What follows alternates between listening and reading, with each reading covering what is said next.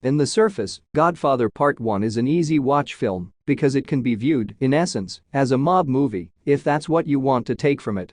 It's not until you rewatch the film that you understand what the actual story being told is, the way that the character at the center of the film is slowly being ripped apart and turned into something he never wanted to be, piece by piece. Godfather Part 2 is a harder watch because the focus shifts exclusively to this character study with Michael.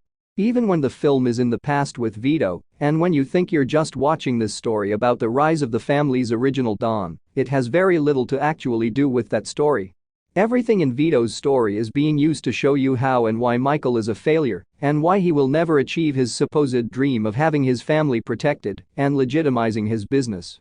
The truth is, he doesn't actually want those things, and he's more suited to be a power-hungry black-hand boss than he'd ever like to admit. Everything his father did was to build his empire and power out of love and loyalty. Michael doesn't do this.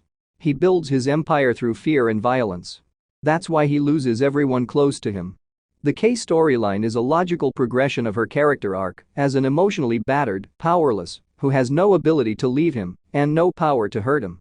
Left with this realization and left with the anger of the situation he's put their family in, she takes the one piece of power she has. It's fine exclusively to sever her relationship with Michael. She knows they will never recover from it, and it's the only move she has that might give her kids a fighting chance of avoiding his fate.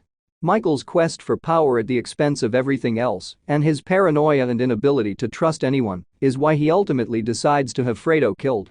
He can't live with himself otherwise, and that act is the backbreaker that essentially ends his own life, even though he doesn't know it, because there's no turning back from there.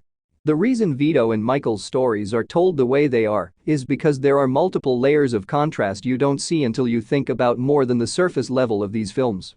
In a first watch, you may compare Vito playing the long game and killing the man who killed his father, mother and brother as similar to Michael playing the long game and killing the man who tried to kill him, but it's not.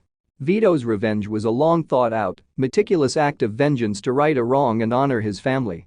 Michael killed Fredo because he couldn't trust him and because he was family, because he broke the code the Corleones had that put family over everything.